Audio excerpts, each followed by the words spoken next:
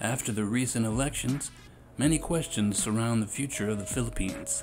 No matter what the next few years might bring, the Philippines people are stoic and resilient, much like the blend of Manila's modern city skylines and historical architecture. Join me and my stepdaughter Sheansy as we explore more of Manila in Philippintastic and Manila Part 2. Mabuhay! Welcome to Philippintastic. My name is Kev and I'm an American expat living in the Philippines. If you're interested in traveling or retiring in the Philippines and want to learn more from an expat point of view, subscribe to our channel for free as we post informative, mediocre entertainment once or twice a week. Now let's get back to Manila. One thing I really enjoy about visiting any metro area is the vast abundance of food choices. Don't get me wrong, Subway will always have a place in my heart, but when I have a chance for some great MF cheese tea, I'm on the What? I'm on the out of stock. If you do your fair share of Google food hunting, you'll find there's no shortage of international foods in the metro area. Urban hiking and mall walking can also introduce you to some interesting named restaurants that are bound to leave some sort of impression. Fuck you! Some of our favorite places to eat during our trip were a Japanese noodle house called Ramen-nagi. Located in the Greenbelt Mall, Building 3, Ramen-nagi allows customers a personalized Japanese experience by allowing you to choose your own ingredients from the noodle all the way to the spice level. We also had a taste of Vietnam at Propaganda Vietnamese Bistro. The beautifully decorated extended dining room allows for a comfortable and classy atmosphere while diners can enjoy popular dishes like banh mi. Or if you prefer the more traditional foods, go to one of the popular street food tents where vendors can serve you an array of local Philippine cuisine while you watch some local performers. But after you've fattened yourself up a bit and need to pass some time and some gas, make a visit to the Manila Zoo. Originally opened in 1959, the 14-acre zoo is currently finishing up renovations after having been closed in 2019. The zoo houses an estimated 1,000 animals and 90 species.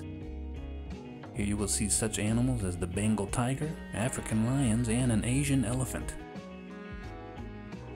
The Manila Zoo serves as an oasis in the city with its lush vegetation and random inhabitants of the park. While the park is nestled in the heart of Manila and can feel cramped at times, the new renovations hope to improve the visitor's experience by adding more interactive and educational exhibits like the Animal Museum, Butterfly Garden, and a children's park.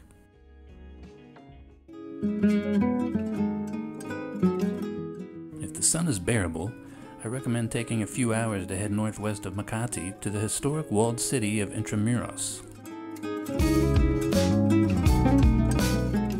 During Spanish rule starting in 1571, Intramuros was considered the first city of Manila and stands as an ancient evidence of the city's long and war-torn history.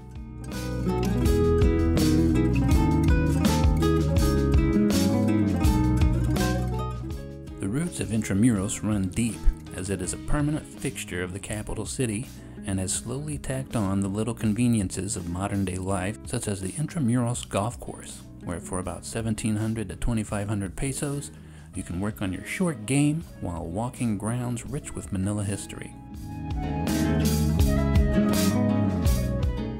A part of the inner city you should be sure not to miss is the UNESCO World Heritage Site of San Agustin Church.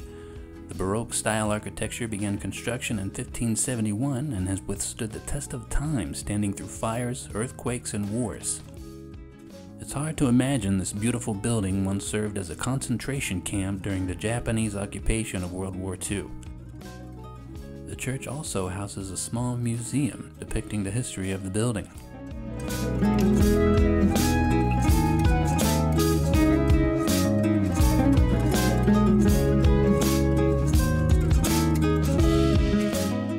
Astounding that it is the one building that remained standing after the Battle of Manila in 1945.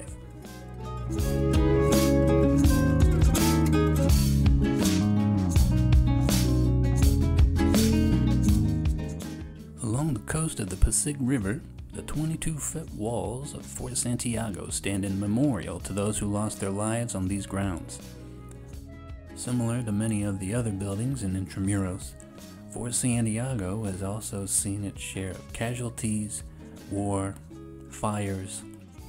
The fort was also held by the Japanese during the war and used as a prison, and more than 100,000 Filipino people died during the month-long Battle of Manila.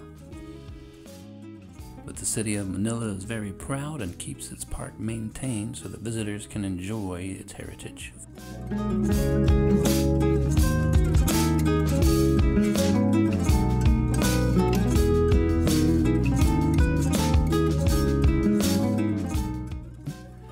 And within one of the exhibition rooms were miniature sculptures made of Legos, depicting buildings of Intramuros and what they might have looked like back in their heyday.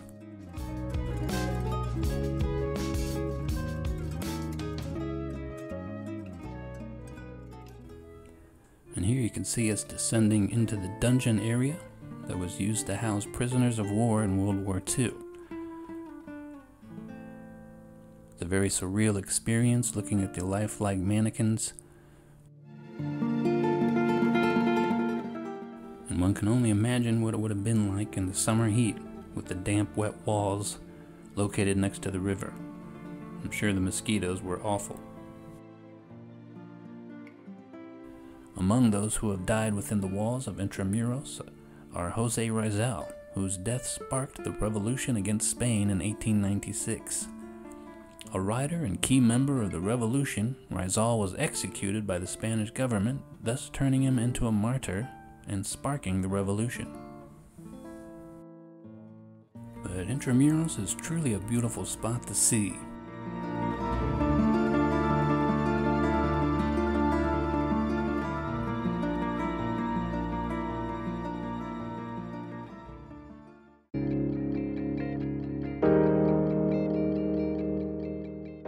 A great way to wind down the day before heading out to dinner or back to the hotel is to stop by and see the sunset at Rizal Park. Dedicated to Jose Rizal, just a short walk away from the south gates of Intramuros, the park attracts visitors both young and old to see the lighted fountain show take place to popular music. As long as it keeps striving for balance in its economy, its environment, and among its people, Manila will continue its progressive momentum into the 21st century. And with more foreign tourists and retirees coming to the Philippines, hopefully regain its title as Pearl of the Orient.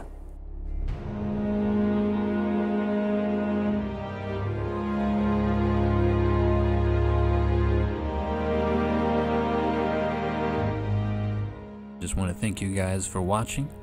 Do me a favor and hit that like button, subscribe, and the bell so you won't miss out on any more mediocre entertainment.